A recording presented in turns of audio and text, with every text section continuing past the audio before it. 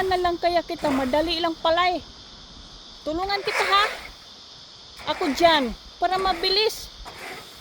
Mabilis trabaho mo. Dyan lang naman ako. Hindi ako doon. Sige na. Tulungan na kita. Baba mo, hindi ka marunong.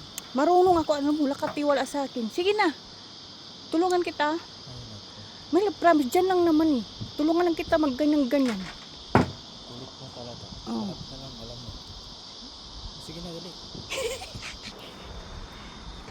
Okay lang ako, tita. Okay na ko. Don't you worry.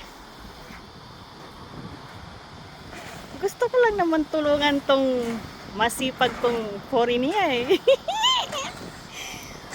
Porinoy. Hello, Porinoy. Shout out.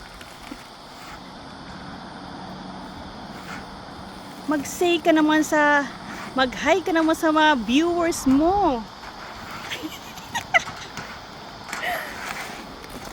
Tutulong din ako syempre ah. Ganda ng view dito no. Oh. Ayan guys, pwede tong pang part-time nyo dito sa Australia. Hindi madaling trabaho to, mainit to sa bubog ng bahay o. Maglinis yan ng mga pine needles, bang tawag dyan. Pero nakaka-enjoy naman. First try ko to, nakakyat ng bubog. Ayan. Enjoy naman ako. Nakakatuwa.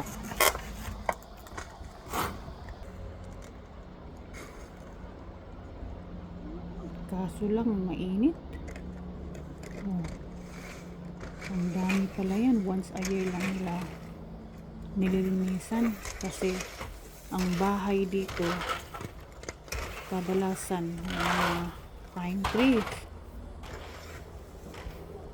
Kaya dapat nilinisan yan kasi pag malakas ang ulan, tumutulo yung bahay.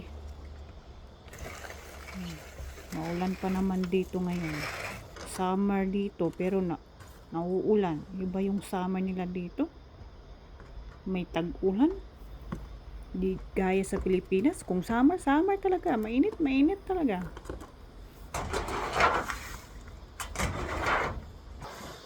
Ayan, kung gusto niyo mag part-time dito sa Australia, just PM me or comment below. Charot lang. Wala pa akong idea mga ganyan. Ako nga wala pa akong work. Training muna to, training. Para kung may pagkanting work, yan, magaling na. Pwede na mag-work. O, ano sa tingin nyo guys? Pwede na ba yan part-time or full-time job?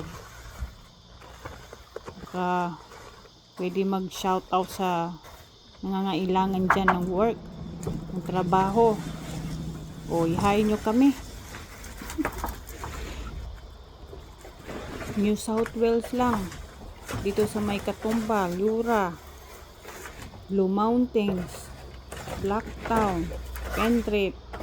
Oh, kung saan malapit kayo dyan, pwede. Available kami anytime.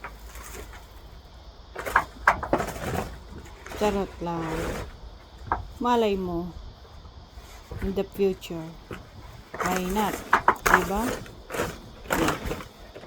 Tuwa din naman tong work. Oh. Gusto ko rin tong experience ko.